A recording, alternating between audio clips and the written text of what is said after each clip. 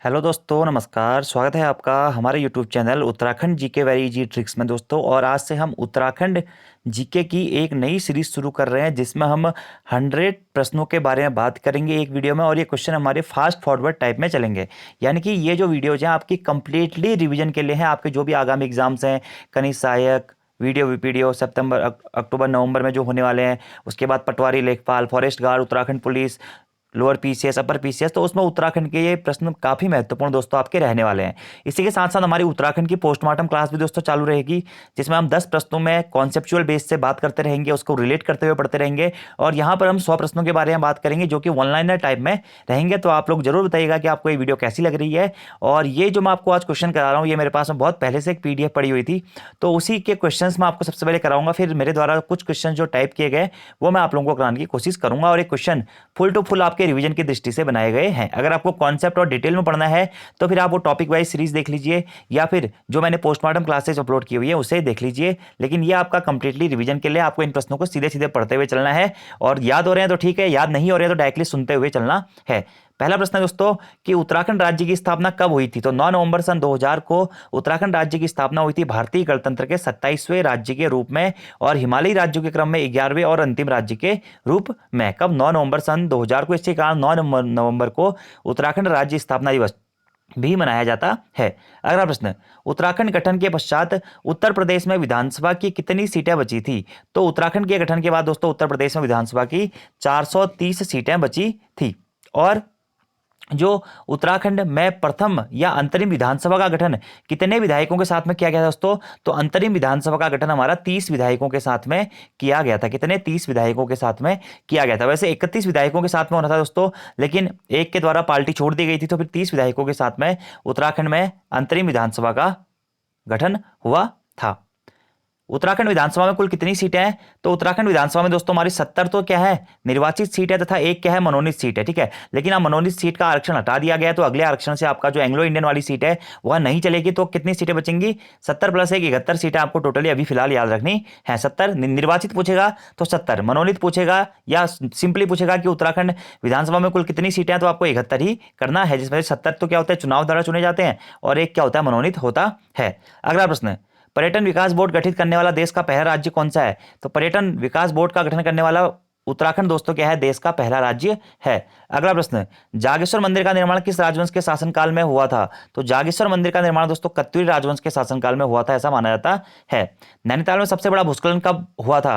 तो नैनीताल में सबसे बड़ा भूस्खलन हुआ था दोस्तों 18 सितंबर 1880 को। और इसी भूस्खलन में जो वहाँ पे नैना देवी मंदिर था वह भी दोस्तों हो गया था। उसके बाद में 1882 से फिर उसे दोबारा से बनाया गया था। गोविंद वल्लभ पंत द्वारा केंद्रीय मंत्रिमंडल के किस पद पर कार्य किया गया था। तो गृह मंत्री थे दोस्तों। कौन? गोविंद वल्लभ पंत जी। जीवी पंत जी केंद्रीय मंत्रिमंडल में गृह मंत्री के पद पर रहे थे। उत्तराखंड के मैती आंदोलन का जनक किसे कहा जाता है। तो कल्याण सिंह रावत जी को उत्तराखंड में मैती आंदोलन का जनक कहा जाता है। और मैती आंदोलन की शुरुआत इनके द्वारा 1996 में ग्वालदम से की गई थी। 1996 में। गोविंद वल्लभ पंत राजकीय संग्रहालय कहाँ स्थित है दोस्तों।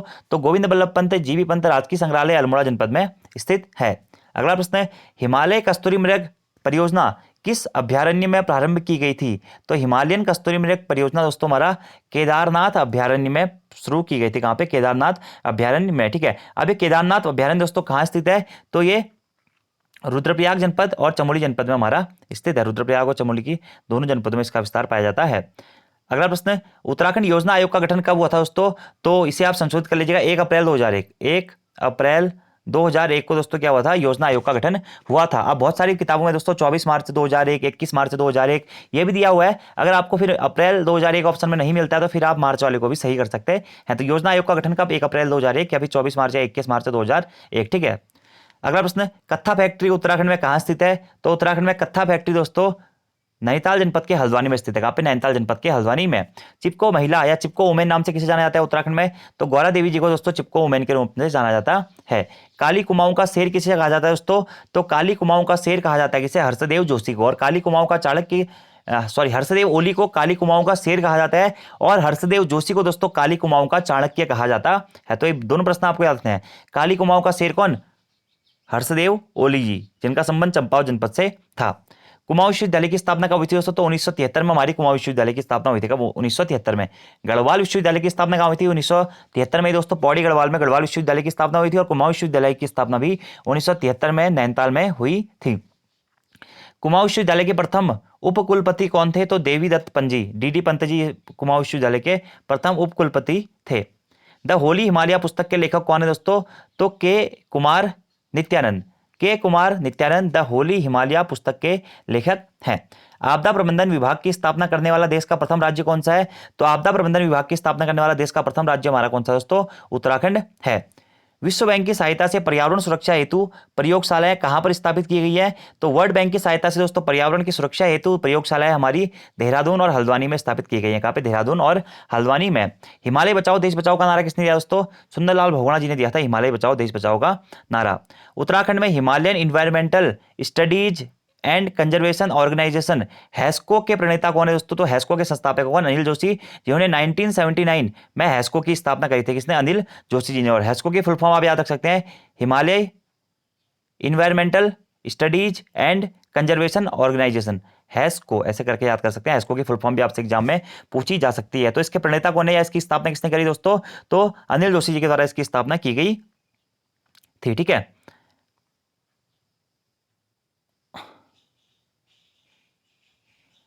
उत्तराखंड में सर्वप्रथम रेलगाड़ी इंजन कहां चला था दोस्तों? तो उत्तराखंड में सबसे पहले जो रेलगाड़ी इंजन चला था, या रेलगाड़ी का जो इंजन चला था कहां पे चला था, या भारत में भी आप कह सकते हैं कि भारत में सबसे पहले रेलगाड़ी का इंजन कहां पे चला था दोस्तों? तो रुड़की में चला था, ऊपरी गंगा नहर के निर्माण के दौरान। ठीक है। और उत्तराखंड में सबसे पहली रेल कब चली? 1884 में दोस्तों। 1884 में रामपुर से लेकर के कहां पे? हमारे काठगोदाम तक, या किच्छा से लेकर काठगोदाम भी बहुत सारी किताबों में है, वो हमारी पहली रेल चलती है। कब? 1884 में। अगले प्रश्न की बात करते हैं। तो आई होप दोस्तों आपको इसमें से कई सारे प्रश्न नए मिल रहे होंगे। ठीक है। तो देखिए 22 दिसंबर 1851 को क्या हुआ? सबसे पहले रुड़की में हमारी क्या चली थी? रेल चली थी। और लुसिंगटन के कार्यकाल में हमारा यह हुआ था। अगला प्रश्न है कि भारतीय थल सेना में जनरल पद को सुशोभित करने वाले एकमात्र उत्तराखंडी कौन है? तो भारतीय थल सेना में दोस्तों जनरल पद को सुशोभित करने वाले एकमात्र उत्तराखंडी पहले थे दोस्तों। कौन? बीसी जोशी जी। ठीक है। कौन? बीसी जोशी। बिपिन रावत जी दोस्तों, बिपिन रावत। बिपिन रावत आपको याद रखना है, ये भी जनरल सुशोभित पद को सुशोभित करने वाले क्या है? उत्तराखंडी। तो अभी तो बहुत उत्तराखंडी हो गए, ये प्रश्न थोड़ा सा पहले का है। उस टाइम पे जनरल बीसी जोशी थे। और बिपिन रावत जी जो कि वर्तमान में हमारे सीडीएस है, चीफ ऑफ डिफेंस स्टाफ भी हैं, इससे पहले आर्मी के जनरल भी रह चुके हैं, हेड रह चुके हैं, इसी कारण आपको इनका नाम भी याद रखना है। और पौड़ी गढ़वाल जनपद से इनका संबंध है। नैनीताल पुस्तक के लेखक कौन है? ठीक है। तो नैनीताल पुस्तक के लेखक है दोस्तों कौन? जे एम क्ले। कौन? जे एम क्ले। बालेश्वर का प्राचीन मंदिर कहाँ स्थित है? तो बालेश्वर का प्राचीन मंदिर दोस्तों हमारा चंपावत जनपद में स्थित है। गढ़वाल के राजा के 100 गढ़ों का उल्लेख किस वेद में किया गया है दोस्तों? तो ऋग्वेद में गढ़वाल के राजा के 100 गढ़ों का उल्लेख किया गया है। वैसे दोस्तों गढ़वाल को 52 गढ़ के रूप में, 52 गढ़ों के प्रसिद्ध गढ़ के रूप में जाना जाता है, लेकिन ऋग्वेद में गढ़वाल के राजा के 100 गढ़ों का उल्लेख किया गया है। उत्तराखंड के किस खोजी यात्री को अंग्रेज सरकार द्वारा भारतीय राज्य का साथी उपाधि से सम्मानित किया गया था? तो पंडित नैन सिंह रावत जी को। पंडित नैन सिंह रावत जी को दोस्तों, जिन्हें मौलिक पंडित भी कहा जाता है, उन्हें अंग्रेज सरकार द्वारा भारतीय राज्य का साक्षी उपाधि से भी सम्मानित किया गया था। तो भारतीय राज्य का साक्षी उपाधि से पंडित नैन सिंह रावत जी को सम्मानित किया गया था। मौलिक पंडित के नाम से भी इन्हें जाना जाता है। और जौहर घाटी से संबंधित है। 1865-66 में इन्होंने सर्वेक्षण भी किया था। ठीक है। लहासा, तिब्बत, इधर का सर्वेक्षण इन्होंने किया था। अगला प्रश्न है हमारा, खटीमा पावर हाउस किस नहर पर स्थित है? तो खटीमा पावर हाउस दोस्तों हमारा शारदा नहर पर स्थित है। कहां पे? शारदा नहर में, और उधमसिंह नगर जनपद में यह स्थित है। अगला प्रश्न है, उत्तराखंड सरकार द्वारा स्कूल चलो अभियान का प्रारंभ किया गया था? 1 जुलाई 2001 को दोस्तों उत्तराखंड सरकार के द्वारा स्कूल चलो अभियान जारी किया गया था, या प्रारंभ किया गया था। कब? 1 जुलाई 2001 को। पावर बैंकिंग योजना का संबंध है किस क्षेत्र से? विद्युत क्षेत्र से संबंध है दोस्तों किसका? पावर बैंकिंग योजना का। अगर दोस्तों आपको इसमें से कोई भी प्रश्न गलत लगता है या आपको लगता है कि कंफ्यूजन है, तो आप कमेंट बॉक्स में कमेंट कर सकते हैं, मैं उसे क्लियर कर दूंगा। ठीक है। उत्तरकाशी में गोविंद वन्यजीव विहार कब स्थापित हुआ था? तो 1 मार्च 1955 को दोस्तों गोविंद वन्यजीव विहार हमारा उत्तरकाशी में शामिल हुआ था, और ये उत्तराखंड का प्रथम वन्यजीव विहार था। ठीक है। उत्तरकाशी जनपद में स्थित गोविंद वन्यजीव विहार, और उत्तराखंड का प्रथम वन्यजीव विहार भी कौन सा था? गोविंद वन्यजीव विहार ही था। ठीक है।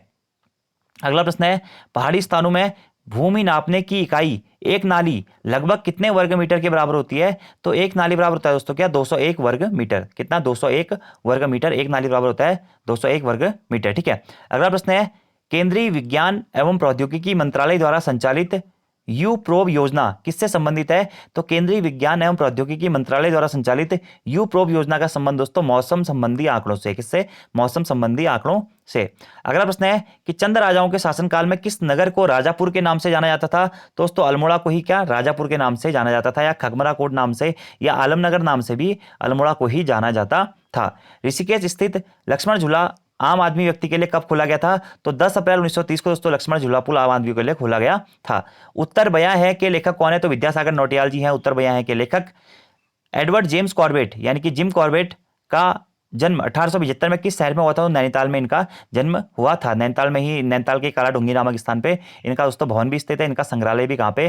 कॉर्बेट संग्रहालय भी हमारा काला डूंगी में ही स्थित है। कॉर्बेट फॉल भी हमारा काला डूंगी नैनीताल जनपद में ही स्थित है। ठीक है, और जिम कॉर्बेट इनका जन्म 1875 में कहाँ पे? नैनीताल में हुआ था। कुमाऊं के नरभक्षी पुस्तक के लेखक कौन है? जेम्स कॉर्बेट यानी कि जिम कॉर्बेट जी ही कुमाऊं के नरभक्षी पुस्तक के लेखक हैं। रुद्रप्रयाग का आदमखोर बाग के पुस्तक भी यही है। मैन रिटर्न्स ऑफ कुमाऊं पुस्तक के लेखक भी जेम्स कॉर्बेट या जिम कॉर्बेट जी ही हैं। पुरातत्वविद डी.वी. शर्मा के नेतृत्व में बौद्ध धर्म स्थल की खुदाई का कार्य किया जा रहा है, वह नगर कहाँ है? तो काशीपुर में। तो काशीपुर में दोस्तों पुरातत्वविद डी.वी. शर्मा जी के नेतृत्व में बौद्ध धर्म स्थल की खुदाई का कार्य किया गया है। कुटीर ज्योति योजना किससे संबंधित है? तो बिजली रहित गांवों को बिजली प्रदान करने की व्यवस्था से संबंधित है। क्या? कुटीर ज्योति योजना किससे? बिजली रहित गांवों को बिजली प्रदान करने की व्यवस्था कुटीर ज्योति योजना है। यदि मुझे एक चंद्र सिंह और मिल जाता तो भारत कभी का स्वतंत्र हो गया होता। वीर चंद्र सिंह गढ़वाली के बारे में यह कथन किसका है? तो महात्मा गांधी जी ने दोस्तों यह कथन कहा था कि अगर मुझे एक चंद्र सिंह और मिल जाता तो भारत कभी का स्वतंत्र हो गया होता। किसने कहा था? महात्मा गांधी जी ने। और पेशावर कांड 23 अप्रैल 1930 की घटना से प्रभावित होकर इन्होंने यह कहा था। पिथौरागढ़ में पाए जाने वाला वृक्ष च्योरा, जिसे हम मधुका वियटेरेसी के बीज से कौन सा पदार्थ बनाया जाता है? तो दोस्तों पिथौरागढ़ जनपद में एक हमारा वृक्ष पाया जाता है, क्या? च्योरा का वृक्ष। च्योरा की सब्जी भी बनती है। इसका वैज्ञानिक नाम है क्या? मधुका वियटेरेसी। तो इससे कौन सा पदार्थ बनाया जाता है? इससे वनस्पति घी बनाया जाता है। वीर चंद्र सिंह गढ़वाली का जन्म 25 दिसंबर 1891 में किस जनपद में हुआ था? तो इनका जन्म दोस्तों 25 दिसंबर 1891 को पौड़ी गढ़वाल जनपद में हुआ था। ठीक है, और इनका मूल नाम क्या था? वीर चंद्र सिंह भंडारी। इनका मूल नाम क्या था? भंडारी था। इन्हें गढ़वाली की उपाधि महात्मा गांधी जी के द्वारा दी गई थी। वीर चंद्र सिंह गढ़वाली एवं उसके सहयोगी सिपाहियों ने पेशावर में कब अंग्रेजों के फायरिंग के आदेशों को मानने से मना कर दिया था? तो 23 अप्रैल 1930 को इन्होंने निहत्थे अफगान सेनानियों पर फायरिंग चलाने से मना कर दिया था। और ये गढ़वाल राइफल्स के 2/18 टुकड़े के सदस्य थे। इसी कारण इनके ऊपर बाद में कार्रवाई भी हुई थी। और इसी 23 अप्रैल 1930 की घटना को पेशावर कांड की घटना के नाम से भी जाना जाता है। अगला दोस्तों, तेफना ग्वाला हाइड्रम परियोजना। तेफना ग्वाला हाइड्रम परियोजना किस नदी पर स्थित है? तो ये नंदाकिनी नदी पर स्थित है, जो कि चमोली जनपद में स्थित है। ठीक है, वीर चंद्र सिंह गढ़वाली को गढ़वाली उपनाम देकर किसने सम्मानित किया था? तो इन्हें गढ़वाली नाम दिया था किसने? दोस्तों महात्मा गांधी जी ने। ये पॉइंट भी आपको डायरेक्टली नोट डाउन करना है। ठीक है, महात्मा गांधी जी ने इन्हें गढ़वाली की उपाधि दी थी। इनका मूल नाम था क्या? वीर चंद्र सिंह भंडारी था। उत्तरकाशी में गोविंद वन्यजीव विहार को कब स्थापित किया गया था? मैंने आपको बता दिया 1 मार्च 1955 को। हिंदुकुश क्षेत्र के देशों भारत, बांग्लादेश, पाकिस्तान, भूटान और नेपाल की महिलाओं का साझा संगठन कौन सा है दोस्तों? वह है दोस्तों हितवंती। कौन सा? हितवंती। हेमवती नंदन बहुगुणा का जन्म कब हुआ था? तो 25 अप्रैल 1919 को दोस्तों बधानी ग्राम में इनका जन्म हुआ था। किसका? हेमवती नंदन बहुगुणा जी का। और इन्हीं को दोस्तों हिमालय पुत्र या फिर हिमपुत्र के नाम से जाना जाता है। आज दोस्तों हिमपुत्र और हिमालय पुत्र में अलग अलग किताबों में अलग अलग कॉन्सेप्ट मिलते हैं। वैसे हिमालय पुत्र में आप ये याद रखिएगा कि गोविंद बल्लभ पंत जी को हिमालय पुत्र कहा जाता है। वहीं हिमपुत्र की बात आएगी तो वहां पे आप हेमवती नंदन बहुगुणा जी का नाम याद रखिएगा। ठीक है, हेमवती नंदन बहुगुणा जी का।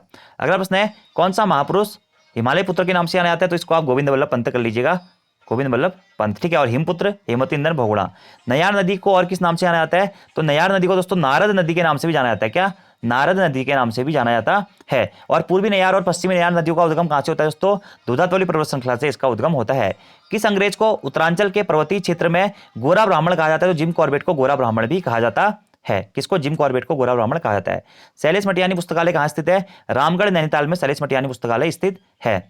उत्तराखंड में किस स्थान पर वाटर स्कीइंग की सुविधाएं हैं दोस्तों? तो आसन बैराज देहरादून में यहाँ पे क्या है? वाटर स्कीइंग की सुविधाएं मौजूद हैं आसन बैराज में। और भी कई जगह टिहरी डैम में भी हो गई है, अब गूलर भोज जो जलाशय है वहाँ पे भी हो गई है, हरिपुरा जलाशय में भी की जा रही है। ठीक है, तो बहुत सारे डैमों में ये व्यवस्था हो गई है। तो कि किसने वर्ष 1883 में प्रसिद्ध नैना देवी मंदिर की स्थापना की थी? देखिए नैना देवी मंदिर कहाँ स्थित है दोस्तों?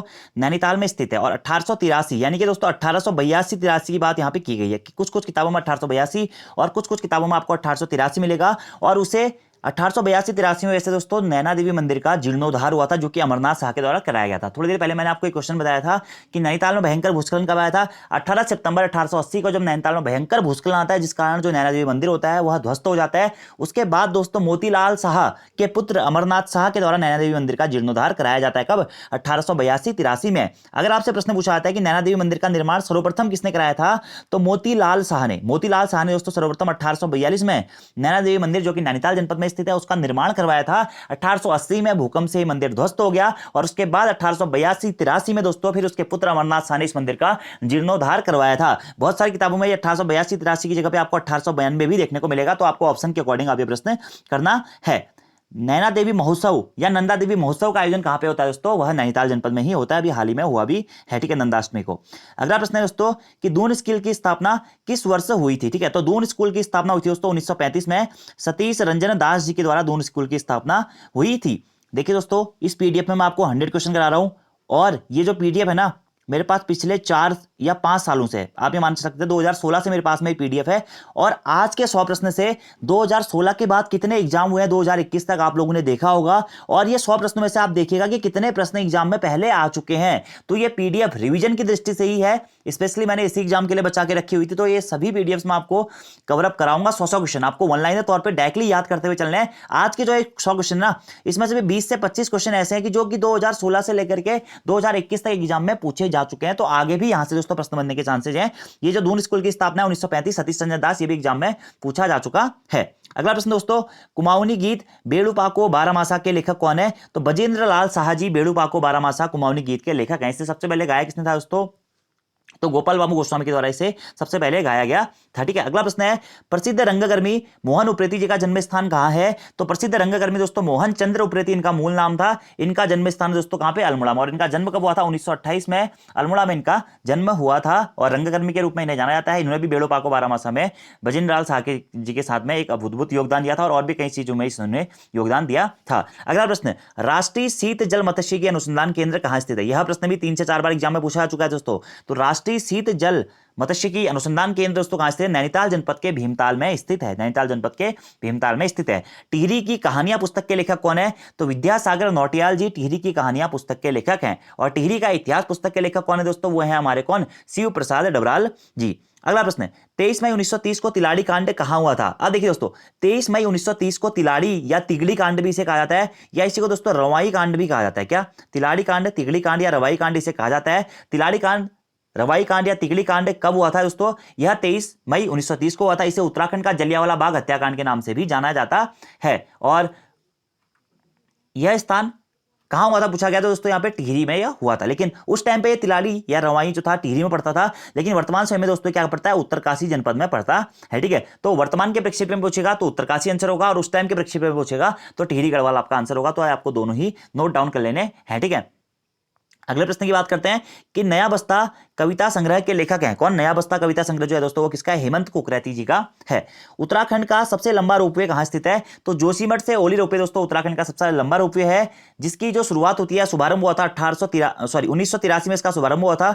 1983 में, यानी कि इसको बनाने का निर्माण कार्य शुरू हो गया था। और 1993 में दोस्तों जोशीमठ ओली रोपवे का शुभारंभ भी हो गया था। ठीक है, तो दोनों डेट आपको याद रखनी है कि उत्तराखंड का सबसे लंबा रोपवे कौन सा है? जोशीमठ से ओली। 1983 में इसका निर्माण कार्य प्रारंभ हुआ था, और 1993 में दोस्तों यहाँ पे रोपवे हमारा चलना भी शुरू हो गया था, इसका शुभारंभ कर दिया गया था। अगला प्रश्न दोस्तों, काली और गोरी नदियों का संगम कहां पे होता है? तो काली गंगा गोरी गंगा का संगम होता है दोस्तों कहां? जौलजीबी में। कहां पे? जौलजीबी। और ये जौलजीबी कहां पड़ता है दोस्तों? पिथौरागढ़ जनपद में पड़ता है। और जौलजीबी मेले का आयोजन भी कहां पे किया जाता है? पिथौरागढ़ जनपद में इसी काली और गोरी गंगा नदियों के संगम स्थल पर किया जाता है। अगला प्रश्न, महात्मा गांधी द्वारा अनासक्ति योग पुस्तक का लेखन अनासक्ति आश्रम में पूर्ण किया गया था। यह अनासक्ति आश्रम कहां स्थित है? तो दोस्तों यह अनासक्ति आश्रम जो है कौसानी बागेश्वर जनपद में स्थित है। और इसी कौसानी को महात्मा गांधी जी के द्वारा भारत का स्विट्जरलैंड भी कहा गया था। तो जो अनासक्ति योग टीका नामक पुस्तक का लेखन किस आश्रम में पूरा हुआ था? अनासक्ति आश्रम में पूरा हुआ था। किसकी पुस्तक है? महात्मा गांधी जी की पुस्तक है। और इसी के एक यंग इंडिया लेख में महात्मा गांधी जी ने कौसानी को विश्व का सर्वश्रेष्ठ हिल स्टेशन कहा, और साथ ही साथ में इसे भारत का स्विट्जरलैंड की संज्ञा भी दी थी, जो कि कौसानी बागेश्वर जनपद में स्थित है। अगला क्वेश्चन है दोस्तों कि मैकतोली नदी का किस ग्लेशियर से निकलती है, ठीक है। तो दोस्तों देखिए, अगर आपको मैक्तोली नदी पूछेगा तो सबसे पहले आपको मैक्तोली ग्लेशियर याद रखना है, ठीक है। अगर आपसे पूछा है कि मैक्तोली नदी किस ग्लेशियर से निकलती है तो आपको मैक्तोली ग्लेशियर याद रखना है। अगर मैक्तोली ग्लेशियर ऑप्शन में नहीं होता है तो आप फिर सुंदरढूंगा ग्लेशियर को भी सही कर सकते हैं। तो ये मैक्तोली ग्लेशियर और सुंदरढूंगा ग्लेशियर दोनों हमारा बागेश्वर जनपद में स्थित है, जहां से मैक्तोली नदी का उद्गम होता है। मुख्यतः मैक्तोली ग्लेशियर ही आपको याद रखना है, ठीक है। बागेश्वर के ग्लेशियर दोस्तों Maiktoli glacier, Kafni glacier, Pindari glacier, Sunderdhunga glacier और सुखराम ग्लेशियर है। अगला प्रश्न, मदन मोहन मालवीय ने किस स्थान पर गंगा नदी की धारा में फाटक लगाने के प्रश्न पर आंदोलन किया था? तो मदन मोहन वाल्मीकि जी के द्वारा गंगा नदी की धारा में फाटक लगाने पर सर्वप्रथम आंदोलन किया गया था कहां पे? हरिद्वार में। कहां पे दोस्तों? हरिद्वार में। तो प्रश्न ये बन सकता है आपसे कि गंगा नदी की धारा में फाटक लगाने के संबंध में सर्वप्रथम हरिद्वार में आंदोलन किसके द्वारा किया गया था? तो मदन मोहन मालवीय जी के द्वारा किया गया था। अगला प्रश्न है, मिनिएचर बल्ब फैक्ट्री कहां स्थित है? तो मिनिएचर बल्ब फैक्ट्री दोस्तों हमारी देहरादून जनपद में स्थित है। लोसर पर्व कौन सी जनजाति के द्वारा मनाया जाता है? तो भोटिया जनजाति के द्वारा दोस्तों हमारा लोसर पर्व मनाया जाता है। देहरादून में 1954 में विनोबा ग्रामोद्योग संघ की स्थापना किसके द्वारा की गई थी? तो शक्ति नारायण शर्मा जी के द्वारा देहरादून में 1954 में विनोबा ग्रामोद्योग संघ की स्थापना की गई थी। कब? 1954 में। हिमालय का पर्वतीय पाद प्रदेश किसे कहा जाता है दोस्तों? शिवालिक को कहा जाता है। और शिवालिक को ही हमारा हिमालय का पाद प्रदेश या हिमालय का पदी प्रदेश या फिर लघु हिमालय नामों से भी जाना जाता है। अगला प्रश्न, पहाड़ पत्रिका के संपादक कौन थे दोस्तों? तो पहाड़ पत्रिका के संपादक थे कौन? शेखर पाठक जी। शेखर पाठक जी। वैरांगना मत्स्य प्रजनन केंद्र किस जनपद में स्थित है? तो वैरांगना मत्स्य प्रजनन केंद्र दोस्तों हमारा कहां पे? चमोली जनपद में स्थित है। क्या? वैरांगना मत्स्य प्रजनन केंद्र। इंपॉर्टेंट क्वेश्चन है। मौर्यकालीन स्वर्ण मुद्राएं दोस्तों कहां से प्राप्त हुई हैं? तो मौर्यकालीन स्वर्ण मुद्राएं हमारा खटीमा से प्राप्त हुई है। कहां पे? खटीमा उधमसिंह नगर जनपद से मौर्यकालीन स्वर्ण मुद्राएं प्राप्त हुई है। अगले प्रश्न की बात करते हैं दोस्तों, उत्तराखंड राज्य के किस सरोवर का पौराणिक नाम त्रिऋषि सरोवर है? तो नैनीताल को दोस्तों त्रिऋषि सरोवर के नाम से भी जाना जाता है और नैनीताल को झीलों की नगरी या तालों का शहर नाम से भी जाना जाता है। और विश्व के पर्यटन मानचित्र पर सर्वाधिक तालें कहां पर स्थित पाई जाती है? तो नैनीताल में ही स्थित पाई जाती है। और नैनीताल जनपद के ही केंद्र में जो नैनीताल सील है या नैनीताल सरोवर है उसी को त्रिऋषि सरोवर नाम से भी जाना जाता है। अगला प्रश्न, 1929 में चंद्र सिंह गढ़वाली ने महात्मा गांधी जी से भेंट किस स्थान पर की थी? तो बागेश्वर में दोस्तों चंद्र सिंह गढ़वाली जी ने महात्मा गांधी से भेंट की थी। तो प्रश्न बन सकता है कि चंद्र सिंह गढ़वाली और महात्मा गांधी जी की भेंट कब हुई थी? 1929 में हुई थी। कहां पर हुई थी? और बागेश्वर में हुई थी। देखिए दोस्तों, यह प्रश्न, कौन सा पर्वत गढ़वाल क्वीन के नाम से जाना जाता है? अभी हाल ही में शायद एक एग्जाम हुआ है, उसमें यह प्रश्न पूछा जा चुका, गढ़वाल क्वीन वाला, ठीक है। तो नीलकंठ पर्वत को दोस्तों जो कि कहां स्थित है? चमोली जनपद में स्थित है। इसी को ही गढ़वाल क्वीन के नाम से जाना जाता है। पहाड़ों की रानी नाम से मसूरी को जाना जाता है और पहाड़ों के राजा नाम से दोस्तों किसे जाना जाता है? चक्राता को जाना जाता है। गंगोत्री मंदिर का निर्माण किसने किया था दोस्तों? तो गंगोत्री मंदिर का निर्माण या मेनली हम इसे जीर्णोद्धार कह सकते हैं, तो अमर सिंह थापा जी के द्वारा कराया गया था। किसके द्वारा? अमर सिंह थापा जी के द्वारा। कण्व आश्रम कहां स्थित है? तो कोटद्वार में मालिनी नदी के तट पर स्थित है दोस्तों हमारा क्या? कण्व आश्रम, ठीक है। यमुनोत्री मंदिर का निर्माण किसने कराया था? सुदर्शन शाह के द्वारा यमुनोत्री मंदिर का निर्माण करवाया गया था, ठीक है। अगला प्रश्न, कौन सा शिकारी मिनी कार्बेट के नाम से जाना जाता है? ठीक है, तो ठाकुर दत्त जोशी जी को दोस्तों मिनी कार्बेट के नाम से जाना जाता है। किसे? ठाकुर दत्त जोशी जी को। और ये कण्वाश्रम जो है पौड़ी गढ़वाल जनपद में स्थित है, ठीक है। कण्व नगरी नाम से भी इसे जाना जाता है। और जो भी कण्वाश्रम के ही पास में दोस्तों कोटद्वार स्थित है, कोटद्वार का नाम परिवर्तित करके कण्व नगरी रखे जाने की घोषणा की गई है, ठीक है।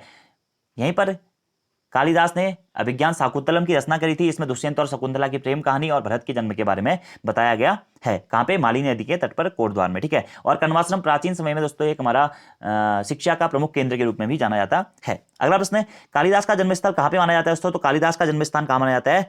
कपिठा कालीमठ में माना जाता है, जो कि कहां पड़ता है दोस्तों? रुद्रप्रयाग जनपद में पड़ता है। रुद्रप्रयाग जनपद में कालीमठ शक्तिपीठ है और वहीं पे कपिठा या कपिल्ठा भी या कपिल्टा नामक स्थान पे कालिदास का जन्मस्थल माना जाता है।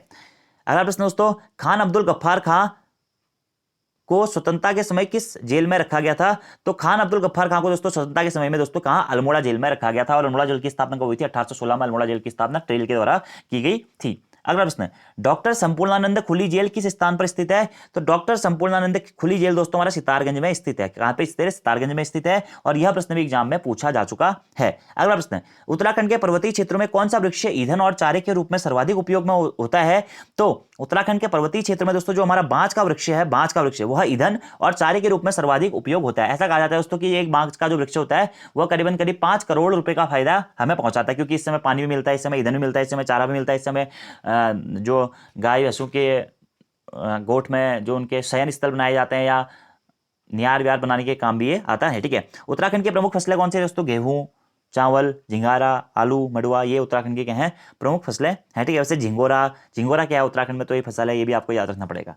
जैव कृषि को प्रोत्साहन करने के लिए राज्य ने अपने को जैव राज्य, किस राज्य ने अपने आप को जैव राज्य घोषित किया था? ठीक है, तो उत्तराखंड ने दोस्तों अपने आप को जैव राज्य घोषित किया था जैव कृषि को प्रोत्साहन करने के लिए। तो एक प्रश्न अभी हाल ही में जो व्यक्तिक सहायक का एग्जाम पेपर हुआ है उसमें भी दोस्तों ये प्रश्न पूछा गया है कि उत्तराखंड किस राज्य के रूप में विकसित हो रहा है, तो उत्तराखंड जैविक राज्य के रूप में विकसित हो रहा है, जैव राज्य के रूप में विकसित हो रहा है। तो यह प्रश्न देखिए, जैव कृषि को प्रोत्साहित करने के लिए किस राज्य ने अपने आप को जैव राज्य घोषित किया है? उत्तराखंड ने। रालम ग्लेशियर कहां स्थित है दोस्तों? तो रालम ग्लेशियर पिथौरागढ़ जनपद में स्थित है, एग्जाम में पूछा गया है। एबट माउंट पर्वत या एबट पर्वत कहां पे स्थित है? तो चंपावत जनपद में हमारा एबट माउंट पर्वत स्थित है। यह प्रश्न भी दोस्तों एग्जाम में पूछा गया है। उत्तराखंड के पर्वतीय क्षेत्रों में उगाए जाने वाला रोज जर्मेनियम पौधे का मूल स्थान देश कौन सा है दोस्तों? तो दक्षिण अफ्रीका जर्मेनियम पौधे का मूल स्थान देश है। तो उत्तराखंड के पर्वतीय क्षेत्रों में उगाया जाने वाला जो रोज जर्मेनियम या जर्मेनियम का पौधा है उसका मूल स्थान दोस्तों कौन सा देश है? दोस्त दक्षिण अफ्रीका उसका मूल स्थान देश है। अगला प्रश्न है, पिथौरागढ़ में स्थित नारायण स्वामी आश्रम कब स्थापित किया गया था? तो 1936 में दोस्तों पिथौरागढ़ में नारायण स्वामी आश्रम की स्थापना की गई। नारायण स्वामी आश्रम कहां स्थित है? पिथौरागढ़ में स्थित है। इसकी स्थापना कब की गई? 1936 में की गई थी। किस सैन्य अधिकारी द्वारा 1923 में मसूरी की खोज की गई? अब देखिए दोस्तों, मसूरी की खोज कहीं कहीं 1923 है, कहीं कहीं 1925 है, कहीं कहीं 1927 भी है। ठीक है, वैसे मैक्सिमम जगह 1925 आपको देखने को मिलेगी। तो मसूरी की खोज कैप्टन यंग या कैप्टन जोग या फिर कैप्टन सोरे, जो भी आपको अवसर मिलेगा, इन तीनों में से आप कोई भी ऑप्शन कर सकते हैं, इनके द्वारा की गई थी। किस महापुरुष के नाम पर राजाजी नेशनल पार्क का नाम पड़ा? ठीक है, तो चक्रवर्ती राजगोपालाचारी जी के नाम पर राजाजी नेशनल पार्क का नाम पड़ा। और ये क्या थे? भारत के या स्वतंत्र भारत के प्रथम भारतीय गवर्नर जनरल या फिर भारत के अंतिम गवर्नर जनरल थे। कौन? चक्रवर्ती राजगोपालाचारी जी। लाखू उड्यार जहां ताम्रकालीन भित्ति चित्र हैं किस जनपद में स्थित है? तो लाखू उड्यार दोस्तों हमारा अल्मोड़ा जनपद में स्थित है, जिसकी स्थापना 1968 में या जिसकी खोज 1968 में एमपी जोशी, महेश्वर प्रसाद जोशी जी के द्वारा की जाती है। ठीक है, और यहां से हमें ताम्रकालीन भित्ति चित्र भी प्राप्त हुए हैं। लाखू उडियार या लाखू गुफा सुयाल नदी के तट पर यह स्थित है। महान संत नीम करौली बाबा का आश्रम किस स्थान पर स्थित है दोस्तों? तो महान संत नीम करौली बाबा का आश्रम दोस्तों हमारा कैंची नैनीताल जनपद में स्थित है, कैंची धाम में। ठीक है, और कैंची धाम में प्रत्येक वर्ष 15 जून को हमारा कैंची धाम मेला भी लगता है और एक प्रसिद्ध मेले के रूप में इसे जाना जाता है। ठीक है, और ये कैंची धाम कौन सी नदी के किनारे स्थित है? शिप्रा नदी के किनारे स्थित है। आदि कैलाश पर्वत की तलहटी पर कौन सा ताल स्थित है? तो आदि कैलाश पर्वत की तलहटी पर दोस्तों हमारा पार्वती ताल स्थित है। कहां पे? पिथौरागढ़ जनपद में। कहां पे? पिथौरागढ़ जनपद में यह स्थित है। किस जनपद में हैड़ा खान आश्रम स्थित है दोस्तों, या हैड़ा खान बाबा आश्रम स्थित है? तो यह नैनीताल जनपद में स्थित है। और एक हैड़ा खान नामक स्थान दोस्तों या हैड़ा खान मंदिर अगर आपसे पूछा जाता है तो आपको उस संबंध में भी चंपावत याद रखना पड़ेगा। ठीक है, क्योंकि ये थोड़ा सा बॉर्डर पे ये स्थान पड़ते हैं। तो चंपावत नामक स्थान या हैड़ा खान नामक स्थान या हैड़ा खान मंदिर कहां पे स्थित है पूछा जाएगा तो चंपावत आपको याद रखना है। हैड़ा खान आश्रम पूछा जाएगा तो नैनीताल आपको याद रखना है। अगला प्रश्न है, किस त्योहार को थारू जनजाति शोक पर्व के रूप में मनाती है? तो दशहरा पर्व को दोस्तों, या हम कह सकते हैं दीपावली को हमारा थारू जनजाति शोक पर्व के रूप में मनाते हैं, दशहरा पर्व को या फिर दीपावली को। उत्तराखंड में बाघ परियोजना का उद्देश्य क्या है दोस्तों? तो बाघ को विलुप्त होने से बचाना बाघ परियोजना का उद्देश्य है, जिसके तहत सबसे पहले टाइगर प्रोजेक्ट लागू किया गया था दोस्तों। कहां से? जिम कॉर्बेट नेशनल पार्क से 1 नवंबर 1973 को। और उत्तराखंड में 2 जो राष्ट्रीय पार्क है उन्हें बाघ परियोजना के तहत टाइगर रिजर्व में रखा गया है। एक राजाजी नेशनल पार्क और दूसरा है दोस्तों हमारा जिम कॉर्बेट नेशनल पार्क। अगला प्रश्न है, किस वृक्ष को पर्यावरण आतंकवादी भी कहा गया है? तो यूकेलिप्टस को दोस्तों हमारा पर्यावरण आतंकवादी भी कहा गया। किसको? यूकेलिप्टस को पर्यावरण आतंकवादी वृक्ष। पश्चिम हिमालय की शीतोष्ण पट्टी में किस वृक्ष का बाहुल्य है दोस्तों? तो देवदार के वृक्ष का बाहुल्य है। कहां पे? शीतोष्ण पट्टी में, पश्चिम हिमालय के अंतर्गत। ठीक है, अगले प्रश्न की बात करते हैं कि नीति दर्रा किन किन के बीच में स्थित है? तो नीति दर्रा दोस्तों हमारा चमोली और तिब्बत के मध्य में स्थित है। University of petroleum and energy studies कहां स्थित है? तो university of petroleum and energy studies दोस्तों हमारा कहां पे? देहरादून में स्थित है। देवस्थल के ऊपर स्थित है दोस्तों, नैनीताल जनपद में स्थित है, मनेरा पीक पर यह स्थित है। और एशिया की सबसे बड़ी दूरबीन यहाँ पे स्थापित है, इस कारण हमारा देवस्थल प्रसिद्ध है। उत्तराखंड में सबसे बड़ी गुड़ की मंडी कहां पे स्थित है दोस्तों? तो मंगलौर में उत्तराखंड की सबसे बड़ी गुड़ की मंडी स्थित है। कहां पे? मंगलौर में। ठीक है, किस वृक्ष को उत्तराखंड का कल्प वृक्ष भी कहा जाता है? तो बांज को दोस्तों उत्तराखंड का कल्प वृक्ष भी कहा जाता है। और अगला आपका होमवर्क का क्वेश्चन है दोस्तों कि ड्रग्स कंपोजिट रिसर्च यूनिट कहां पर स्थित है? इसका आंसर आपको कमेंट बॉक्स में देना है। और इसी के साथ साथ आपको आज की वीडियो कैसी लगी दोस्तों, ये रिवीजन वाले फैक्ट आपको कैसे लग रहे हैं ये भी आप जरूर बताइएगा। और ये आपका आज हमने 100 महत्वपूर्ण प्रश्न दोस्तों पढ़ लिए हुए हैं, तो इसके बाद आप बताइएगा आपका रिवीजन कैसा चल रहा है। और अगर आपने वो पोस्टमार्टम क्लासेस की सीरीज अभी तक नहीं देखी है दोस्तों तो उनको आप जरूर कंप्लीट कर लें। आगामी एग्जाम्स में आपको निश्चित ही फायदा होगा दोस्तों इस सीरीज से, करीबन और बहुत अच्छा फायदा होगा। अगर आपने उत्तराखंड कितना ही अच्छा क्यों ना पढ़ा हो, लेकिन वो सीरीज आप लोगों को जरूर देखनी है। तो आज की वीडियो में इतना ही दोस्तों। Thank you, thanks for watching video, see you next time, धन्यवाद।